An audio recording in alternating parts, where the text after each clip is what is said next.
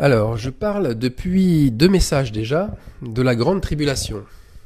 Et c'est vrai, il y a une grande confusion entre une tribulation qui est grande et la grande tribulation.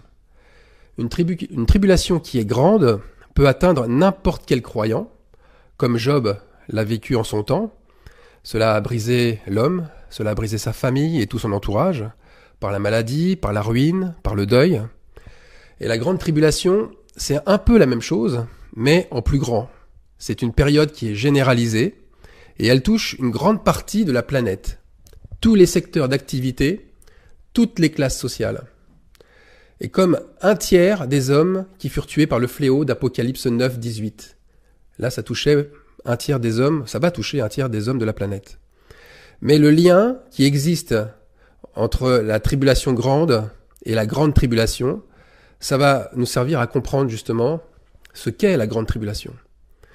Alors, ensuite, nous savons et nous pressentons par l'Esprit de Dieu que les douleurs de l'enfantement sont là et que des événements terribles sont à notre porte. Cela est imminent, et c'est sûr. Nous, c'est bien sûr l'Église, l'ensemble des croyants en général. Nous savons que nous sommes sous le 4e sceau d'Apocalypse 6, 7. C'est un sceau qui annonce des choses terribles d'ailleurs. Le diable a un pouvoir accru, c'est celui de pouvoir faire périr un quart de la population mondiale par 4 fléaux. Je rappelle les fléaux, par l'épée, par la famine, par la mortalité et par les bêtes sauvages de la terre. Alors, on va reprendre en détail ce que sont ces 4 fléaux et voir ce qu'il y a derrière.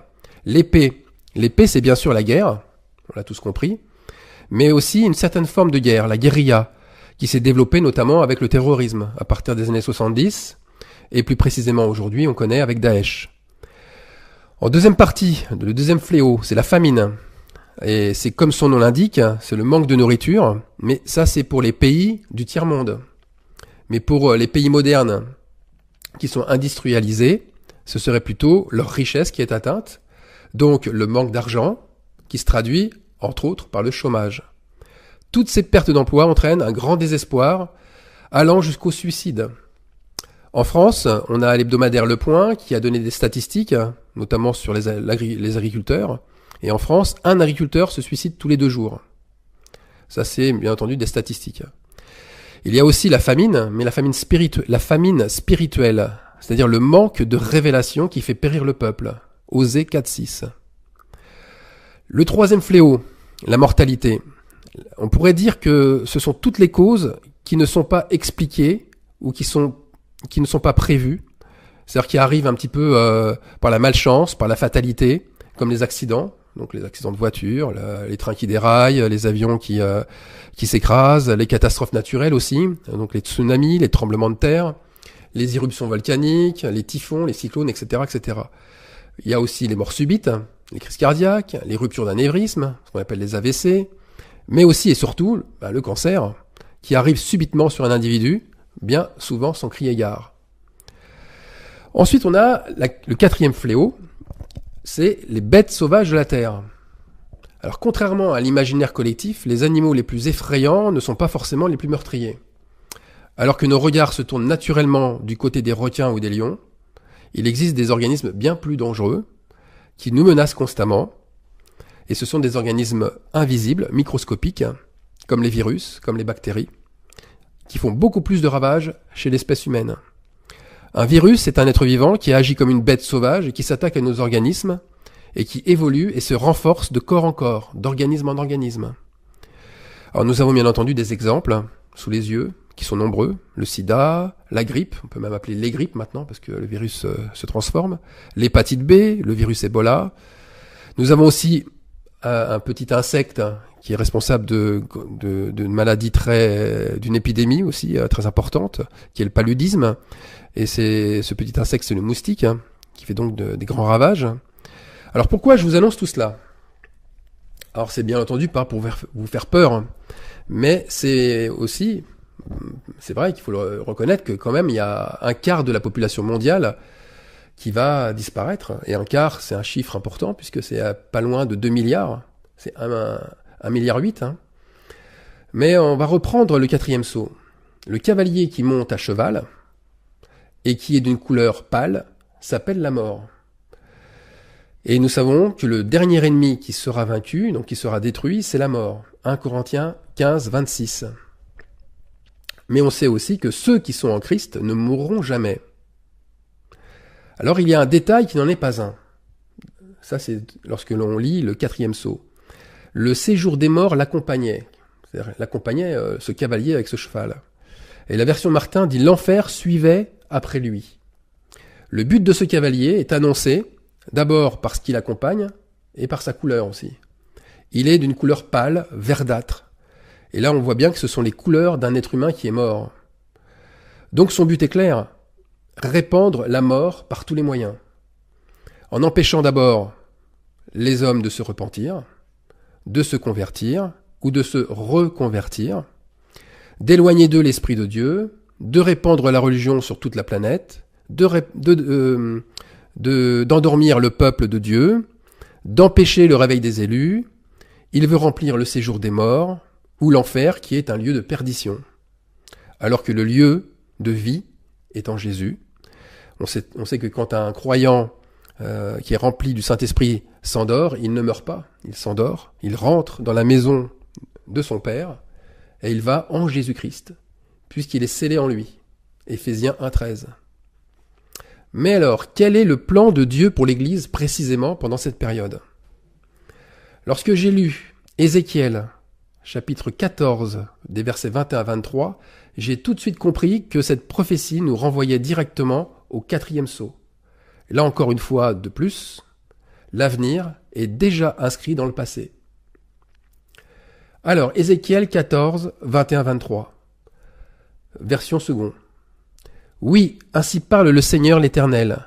Quoique j'envoie contre Jérusalem mes 4 châtiments terribles, l'épée, la famine, les bêtes féroces et la peste, 4 fléaux, pour en exterminer les hommes et les bêtes, il y aura néanmoins un reste qui échappera, qui en sortira, des fils et des filles. Voici, ils arriveront auprès de vous, vous verrez leur conduite et leurs actions, et vous vous consolerez du malheur que je fais venir sur Jérusalem, de tout ce que je fais venir sur elle. Ils vous consoleront quand vous verrez leur conduite et leurs actions, et vous reconnaîtrez que ce n'est pas sans raison que je fais tout ce que je lui fais, dit le Seigneur l'Éternel. Alors, ce texte est très explicite, je trouve. Nous y avons lu les 4 fléaux, les 4 châtiments qui arrivent sur Jérusalem, sur Israël, sur l'Église aussi, et sur Juda. Et on y a lu aussi la mise à part des élus, un reste qui échappera à ces terribles châtiments. Le malheur n'est pas pour eux. La mission de ce reste, c'est justement de témoigner. Premièrement, par cette mise à part. Deuxièmement, par leur amour, qui est traduit ici par leur conduite et leurs actions. Ils vont en fait témoigner qu'ils sont un peuple élu, choisi et béni par Dieu. Ils ont en eux en fait l'esprit de consolation qui est le Saint-Esprit, et ils consoleront l'Église qui est dans le malheur. Mais alors de quelle façon ? Eh bien ces croyants incrédules, qui vont les croiser, qui vont les voir, ils ouvriront alors leurs yeux sur la justice de Dieu, et ils comprendront réellement les raisons de leur châtiment. Et la raison principale, c'est parce qu'ils ont été infidèles. Et ça, on lit à la fin du chapitre 15, en suivant Ézéchiel 14, ensuite Ézéchiel 15, parce qu'ils ont été infidèles. Ils comprendront qu'ils ont été châtiés à cause de leur infidélité au Seigneur. Alors ces châtiments, Ézéchiel nous les explique dans le même chapitre 15, c'est par le feu pour consumer les habitants de Jérusalem, donc les infidèles des églises.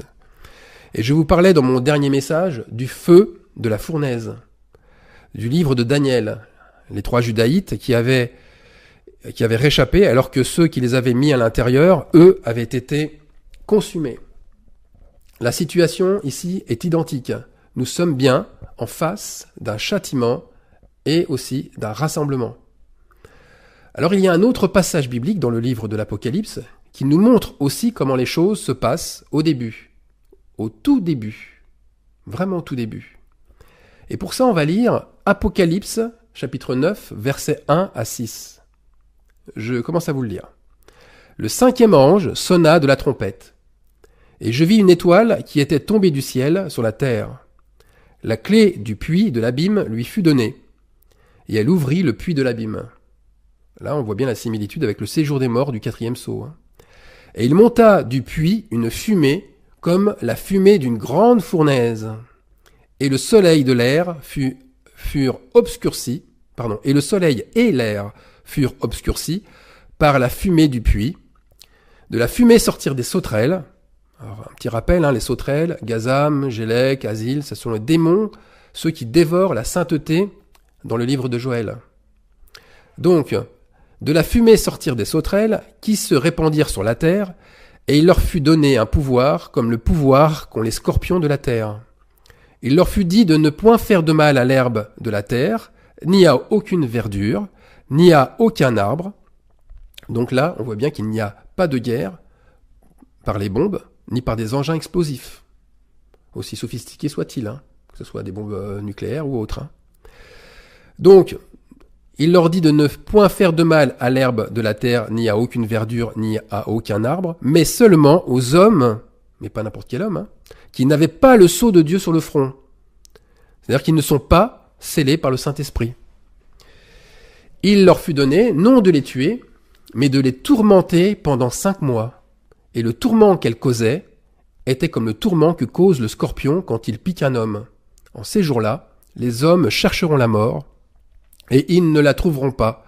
Ils désireront mourir, et la mort fuira loin d'eux. Alors moi je vous dis tout de suite, jusqu'à là, il y a quelques jours, je ne pensais pas que l'épouse de Christ serait encore là. À ce moment précis. Pour moi, elle était déjà partie avec la 4e trompette du 4e ange. Depuis plusieurs mois, j'avais le message de la 4e trompette. Il était en préparation, j'étais prêt à le publier, donc à le dire. Et puis je pensais que lorsque le tiers du soleil ne brille plus, cela devait correspondre à la lumière qui est sur les élus et qui disparaît avec eux. C'est donc que cette lumière était partie avec eux dans l'enlèvement. Eh bien, le Seigneur ne m'a pas permis de finir ce message. Quelque chose fort en moi me disait non, c'est pas ça. Ce n'est pas le moment. Il te manque quelque chose. Ben oui, là, quand je viens de lire la 5e trompette, et oui, vous voyez, la grande fournaise est là. Le soleil est obscurci. Et il y a ce sceau de Dieu sur le front de ses élus qui montre bien qu'ils sont présents. Et les élus sont comme la nature, si vous avez remarqué, comme l'herbe, comme les arbres. Ils seront épargnés par les catastrophes. Il y a un détail qui n'en est pas vraiment un, qui figure en plus dans le passage de l'Apocalypse de Jésus-Christ. J'aime bien dire l'Apocalypse de Jésus-Christ et non l'Apocalypse de Jean, parce que c'est faux, mais dans l'Apocalypse de Jésus-Christ annoncé par Jean, il y aura, dans ce petit détail, 5 mois de tourment. Je ne sais pas si vous avez remarqué, 5 mois de tourment. Et ça, c'est les premiers signes de la tribulation, de la grande tribulation. 5 mois de tourment. Le départ de la grande tribulation, c'est le premier malheur annoncé en Apocalypse 9, 12. Il y a 3 malheurs qui caractérisent la grande tribulation. Apocalypse 8, 13. Et à chaque malheur est associé une trompette et un ange. Et chaque malheur met la barre de l'insoutenable de plus en plus haut. La fournaise augmente de plus en plus. Alors revenons au tourment. Il y a pendant ces 5 mois de tourment, des démons qui vont tourmenter les humains à tel point qu'ils chercheront leur délivrance par le suicide sans pouvoir y parvenir. Et le tourment est comparé ici à la piqûre du scorpion. Cette piqûre, concrètement, elle occasionne une forte douleur. Et à un certain stade, elle crée des troubles respiratoires. Elle crée une pression sur le thorax, une pulsation cardiaque qui est très élevée, des crampes musculaires, une forte agitation. Bref, on voit tous les symptômes de spasmes incontrôlés. Alors imaginez l'oppression. Imaginez un petit peu. L'oppression sera telle que les gens seront vraiment effrayés, anéantis par ce qui va leur arriver, au point de vouloir en finir avec la vie. Alors quelle peut être cette oppression, ce venin? Alors là, c'est de la révélation. Cela m'est tombé dessus comme cela, soudainement. Nous avons affaire au deuxième fléau, c'est-à-dire à la famine. Le deuxième fléau du quatrième sceau, la famine. Le premier, c'était l'épée, le deuxième, c'est la famine. Alors on va lire pour cela ce que Paul, Silas et Timothée nous dit dans 1 Thessaloniciens 5, 2, 3. Le jour du Seigneur viendra comme un voleur dans la nuit. Quand les hommes diront paix et sûreté, alors une ruine soudaine les surprendra. Voilà le venin. Le venin, c'est une ruine soudaine. Ce venin est dans la queue du scorpion. Il surprend, il pique au dernier moment. C'est la chute de Babylone, les empires financiers, l'économie qui s'écroule, les finances, tous ceux qui ont des placements financiers perdent leurs économies et leurs richesses, des grands lobbies bancaires et industriels s'écroulent, et ils entraînent avec eux une foule de chômeurs. Apollyon en hébreu, Abaddon en grec, on lit ça dans Apocalypse 9, 11, c'est le nom de l'ange de l'abîme, et son nom est destruction, destructeur. Nous voyons bien que le roi de ces démons, c'est le diable. Et l'objectif de destruction est clair. Ce sont tous ces empires qui seront détruits et qui emmènent avec eux tous ceux qui avaient placé en eux leur confiance et bien sûr leur richesse. Alors cette ruine ne touche absolument pas la nature, mais seulement les biens matériels qui perdent en un jour toute leur valeur. La définition du dictionnaire, elle est très simple et directe. La ruine, c'est une déchéance, c'est un effondrement moral. Mais c'est aussi une perte des biens de la fortune d'une ou plusieurs personnes physiques ou morales. Personnes morales, c'est les sociétés. Alors j'étais amené à penser, et je crois comme beaucoup, que le début de la grande tribulation serait marqué par la mise au pouvoir de l'Antéchrist. Pour moi, c'était le début, ça.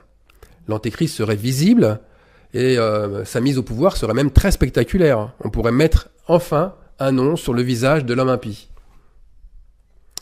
Eh bien non, et non. Ce sont des sauterelles. Ce sont des démons sortant du puits de l'abîme qui sonnent le départ des hostilités. Si on peut dire comme ça. Ces démons vont agir sur toute la planète et mettre le feu à tout ce système inique d'enrichissement malfaisant. Apocalypse 9, versets 10 à 11. Elles, donc les sauterelles, avaient des queues semblables à des scorpions et des aiguillons, et c'est dans leur queue qu'était le pouvoir de faire du mal aux hommes pendant 5 mois. Elles, donc ces sauterelles, transportent dans leur queue la destruction, la ruine. La sauterelle, beaucoup la connaissent, c'est un insecte qui dévore, et en un instant, elle peut mettre complètement un champ de blé par terre. Ce sont de terribles ravageurs, plus redoutables que la gelée et la grêle. Elles détruisent les récoltes et mettent une population en ruine en un rien de temps.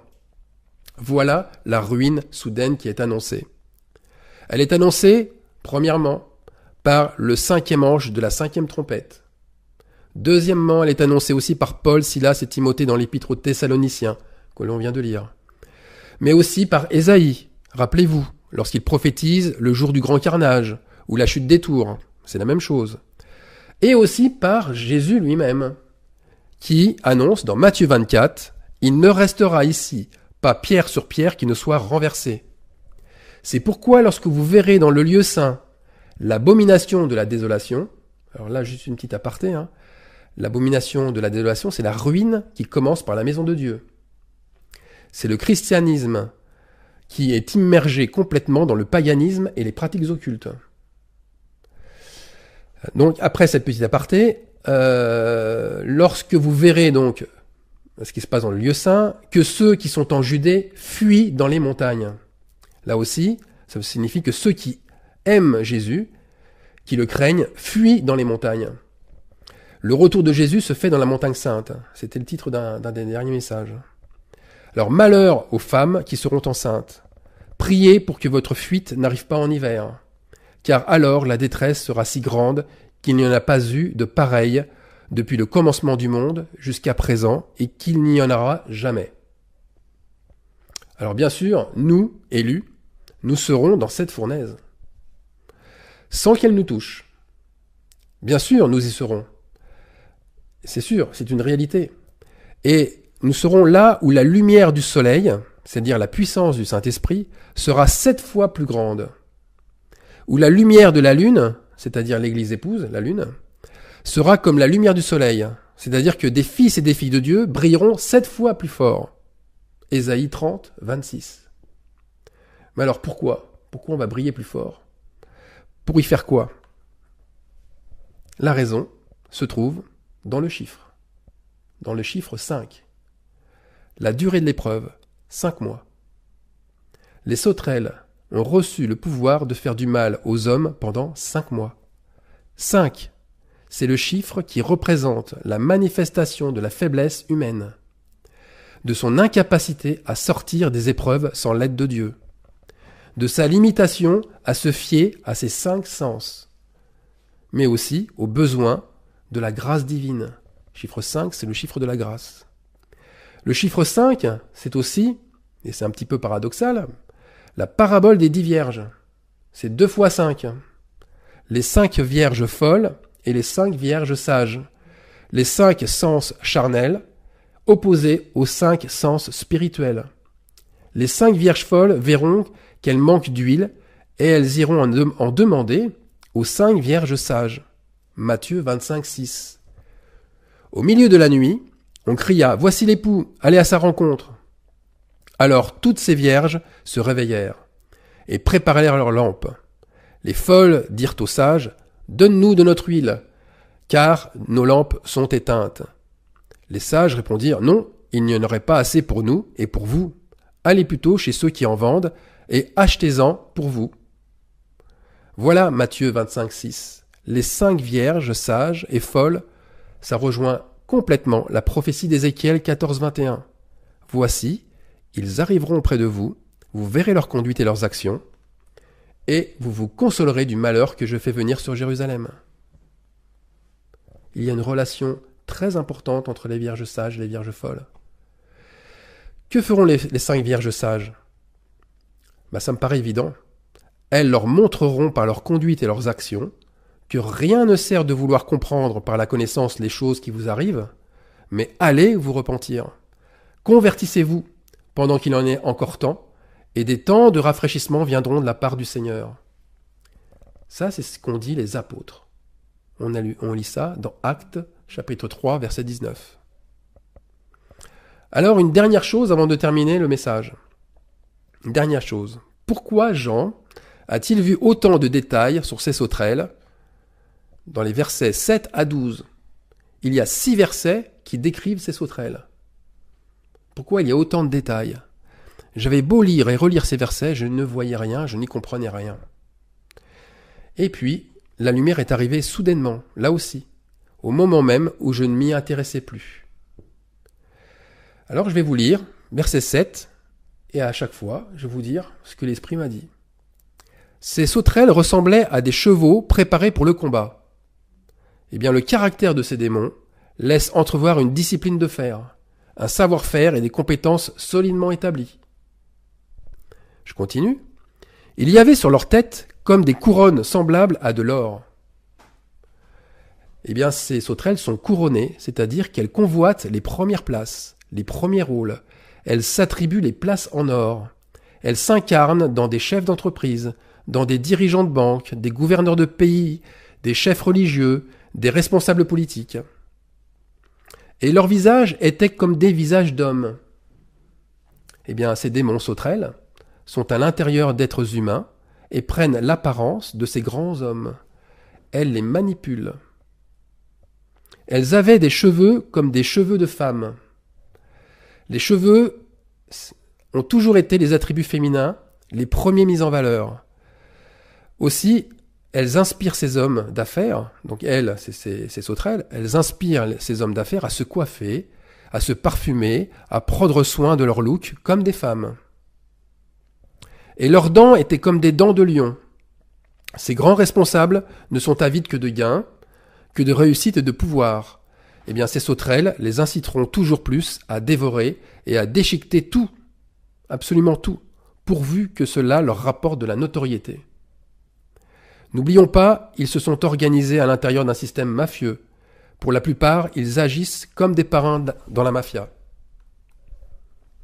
Alors je continue encore par rapport aux 7 trompettes et à la description des sauterelles. Elles avaient des cuirasses comme des cuirasses de fer. Ces démons, insectes, leur donnent de l'assurance. Pour que ces dirigeants se sentent intouchables, comme sous haute protection, quasi invulnérables, sous leur cuirasse de fer. Personne ne peut les atteindre. Beaucoup d'ailleurs passent à travers les scandales. Et dernier verset, « Et le bruit de leurs ailes était comme un bruit de chars à plusieurs chevaux qui courent au combat. » Ces démons sont innombrables, ils sont lâchés tous azimuts, ils touchent toutes les nations, et ils envahissent tous les domaines, politiques, économiques, sociaux, religieux, et rien ne les arrête dans leur mission.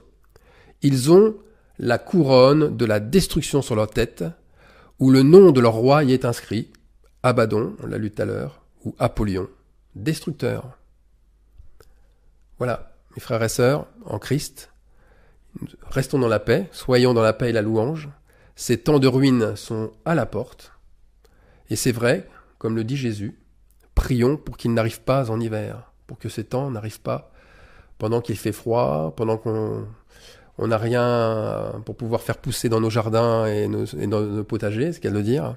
Et que le Saint-Esprit aussi, on le sait, il nous avertira au moment voulu. Amen.